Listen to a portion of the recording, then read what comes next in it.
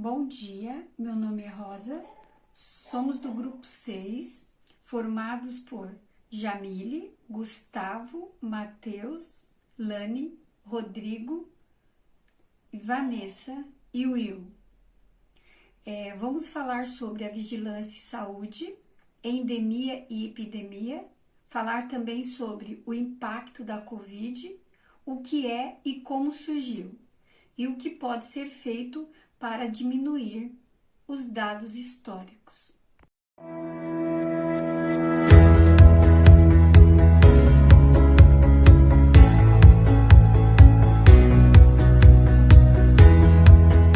Hoje nós iremos conhecer um pouco mais sobre a vigilância em saúde e como ela se organiza dentro do nosso sistema de saúde.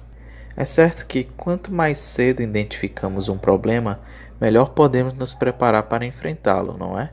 Partindo desse pensamento, percebemos a importância do sistema de vigilância em saúde para a saúde pública. A vigilância em saúde é responsável por ações de vigilância, prevenção e controle de doenças transmissíveis, pela vigilância de fatores de risco para o desenvolvimento de doenças crônicas não transmissíveis, saúde ambiental e do trabalhador, e também pela análise da situação de saúde da população brasileira.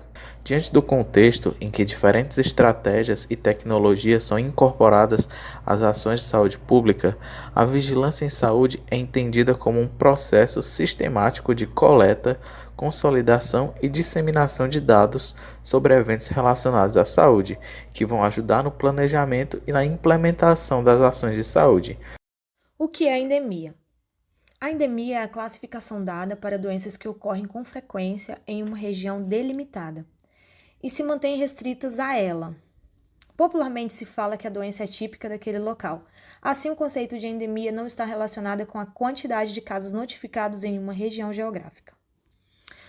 A perspectiva de que o coronavírus se torne um vírus endêmico é porque não será uma doença que vai reduzir os casos e acabar nos próximos meses. Ela é uma doença que vai ter um pico, reduzir e estabilizar num certo número de casos, de tanto em tanto tempo e de uma maneira regular. O que poderia mudar no nosso cotidiano caso o Covid-19 se tornasse endêmica? Isso vai depender da maneira como o vírus evoluir. Caso se torne um vírus atenuado, não se deve mudar a nossa forma de viver e tudo volta a ser como antigamente. Mas se continuar um vírus que continua circulando de tempo em tempo, vai depender de ter a vacina. Um vírus que demora a ter uma vacina continua com a mesma patogenicidade, fica reinfectando a população e que demora a ter sorologia positiva contra ele. Aí nós vamos ter que continuar nesse ambiente de quarentena ou isolamento social.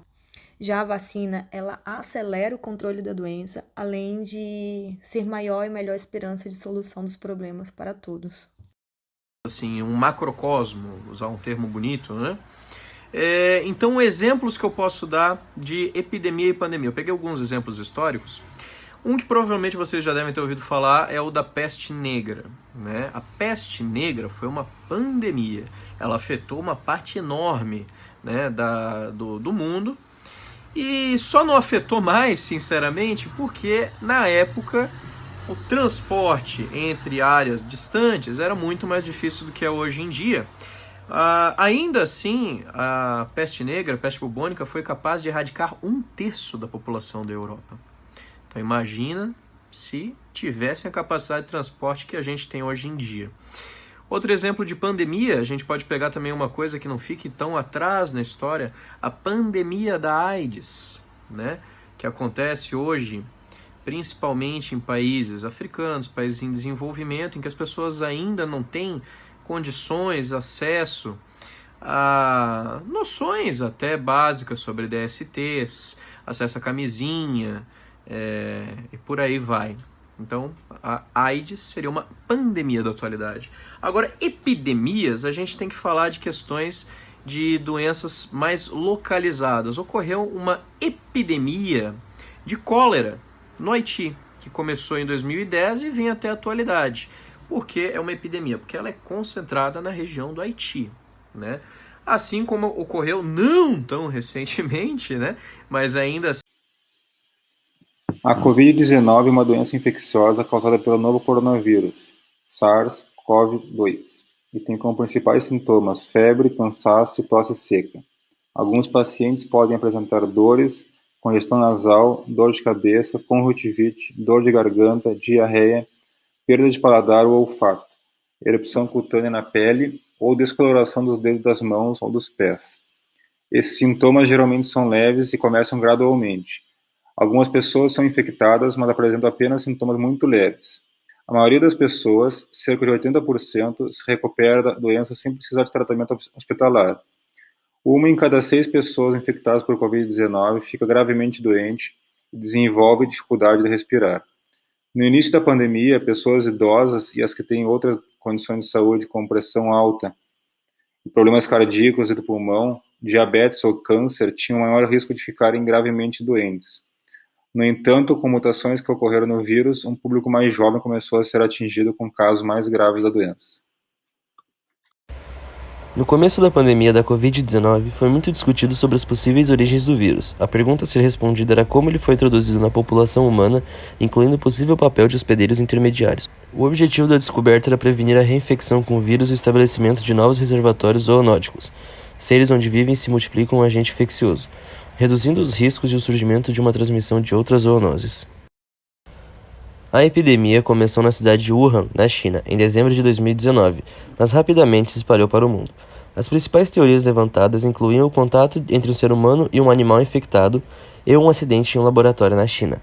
A tese mais aceita diz que o vírus passou do morcego para um mamífero intermediário e dele para o ser humano. A transmissão de um morcego diretamente para um humano também foi apontada como uma hipótese. O relatório ainda afirmou que a passagem do vírus para humanos por meio de produtos alimentícios é possível, porém é uma hipótese remota.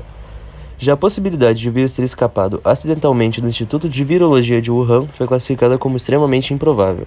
De acordo com o diretor-geral da OMS, no entanto, o relatório era um começo num caminho de determinar com precisão a origem do vírus, e não um fim. Dependendo do que for descoberto em novos estudos que já estão em andamento, talvez seja possível prevenir o aparecimento de novas pandemias. O que pode ser feito para diminuir a infecção por Covid-19?